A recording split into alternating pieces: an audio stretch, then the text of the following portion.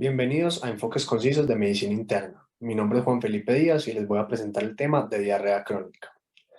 En cuanto a la definición, tenemos que es una alteración de la consistencia de la materia fecal con una clasificación en la escala de Bristol entre 5 y 7, con una frecuencia mayor a 3 deposiciones al día por más de 4 semanas. En cuanto a la fisiopatología, la diarrea se da por el daño de las células epiteliales, lo cual estimula el metabolismo del ácido araquidónico, lo cual induce una secreción intestinal. Entre las sustancias que inducen la hipersecreción se incluyen a la histamina, la serotonina, los radicales de oxígeno, el factor de agregación plaquetaria y las quininas. Estas sustancias actúan por diferentes vías. Las quininas estimulan la fosfolipasada en la membrana celular y esta libera ácido araquidónico. En la vía del metabolismo del ácido araquidónico, las células epiteliales y de la lámina propia liberan productos de la ciclooxigenasa como las prostaglandinas, mientras que los leucocitos y los mastocitos liberan productos de la lipoxigenasa como los leucotrenos.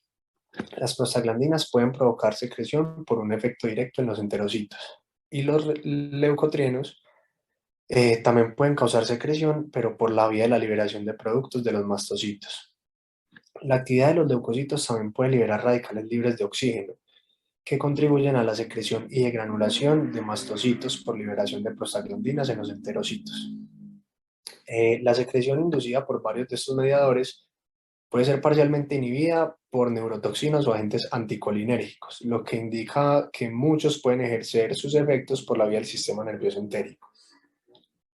Ya en cuanto a la clasificación, se divide en cuatro. La clasificación de diarrea inflamatoria, como puede ser la enfermedad de Crohn y la colitis isquémica, la malabsortiva, que puede ser la enfermedad celíaca, y el sobrecrecimiento bacteriano, la secretora, que puede ser el síndrome carcinoide y la mastocitosis sistémica, y las que son causadas por la alteración de la motilidad, como el síndrome de intestino irritable y el hipertiroidismo. Ya en cuanto a las características, vamos a tener cuatro. La diarrea osmótica, que cesa con la suspensión alimentaria y el volumen es menos de 1 litro al día. La diarrea secretora, que persiste tras el ayuno después de 48 o 72 horas, y el volumen de esta es mayor a 1 litro por día. La diarrea funcional es escasa, intermitente y se produce más en horas de la tarde. Esta es más común en jóvenes y cumple criterios Roma para síndrome de intestino irritable. Y la diarrea malabsortiva, que puede ser causada por malabsorción o mala digestión. Y se divide en tres fases dependiendo de su origen. Esta base puede ser fase luminal, la fase mucosa o la fase posmucosa. Ya en cuanto al diagnóstico, se van a tener varios pilares, como son los antecedentes personales, si existe algún grado de inmunocompromiso, ha realizado viajes, se ha sometido a estrés o ha tenido un tratamiento antibiótico reciente. Antecedentes familiares como la enfermedad celíaca, la enfermedad inflamatoria intestinal y el cáncer colorectal. En cuanto al examen físico, se va a poder encontrar pérdida de peso, exoftalmia, dermatitis herpetiforme, masas palpables en el intestino o fístulas anales. En el laboratorio podemos tener eritrosedimentación, albúmina baja, TSH alterada, anemia, el ionograma alterado y anticuerpos específicos para la enfermedad celíaca. En cuanto a la materia fecal, tenemos que tener en cuenta el aspecto, el coprocultivo, el examen de parásitos y uno muy específico que es la calprotectina fecal, la cual me va a decir si hay un patrón inflamatorio en la parte intestinal.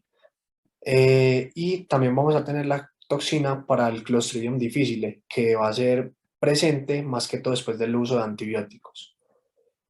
Listo, ya tenemos otras partes importantes que es la edad y el sexo del paciente, la apariencia de la materia fecal, si la persona tiene urgencia defecatoria o incontinencia, si la diarrea es continua o intermitente, si esta está relacionada a estrés o algún otro factor y si está asociada a dolor abdominal o algún signo de alarma.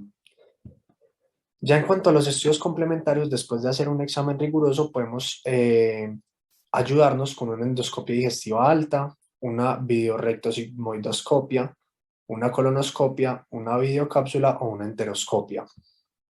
Listo, ya en cuanto al algoritmo, tenemos ya habiendo evaluado previamente lo que les comentaba, tenemos que clasificar si la diarrea es de causa funcional u orgánica. Si es de causa funcional, se aplicarán los criterios Roma 4. En caso de que hayan criterios presentes, se dará el diagnóstico de síndrome de intestino irritable y si no los da, se deben descartar otras causas. Ya si vamos a la otra parte en la que se detecte que la parte es orgánica, se pueden tener dos clasificaciones, si es malabsortiva o no malabsortiva. Si es malabsortiva, se verificará si está asociada a enfermedad pancreática o si no está asociada a esta. Y ya en cuanto a la no malabsortiva, se van a tener un examen en el que se verificará si hay leucocitos en materia fecal. En caso de no haber leucocitos en materia fecal, pero la diarrea cese con el ayuno, se va a tener una característica de diarrea osmótica. En esta se debe descartar el uso de laxantes y evaluar la dieta que está llevando la persona.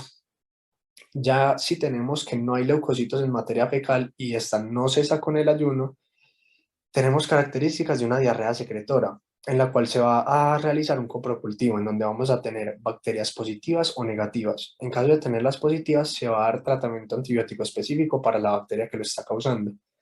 Y en caso de que sea negativa, hay que descartar colitis microscópica, hipertiroidismo o síndrome carcinoide. Y en caso ya de que sí hayan leucocitos en materia fecal, se tendrá característica de una diarrea inflamatoria, en la cual seguido a esto se hará un coprocultivo en el que van a haber bacterias positivas o negativas. En caso de ser positivas, se dará un tratamiento antibiótico específico para la bacteria que me lo esté causando. En caso de ser negativas, se medirá la calprotectina, que si esta es mayor a 250, me va a, me va a decir que es un proceso inflamatorio. Entonces tendré que descartar una colitis ulcerativa o una enfermedad de Crohn. Como conclusiones, lo primero que se debe hacer con una diarrea crónica es clasificarla para realizar su estudio. Es de importancia decir que el diagnóstico es un gran desafío, ya que la etiología es muy amplia y hay que darle tratamiento específico a cada una de las enfermedades si se quiere cesar la diarrea.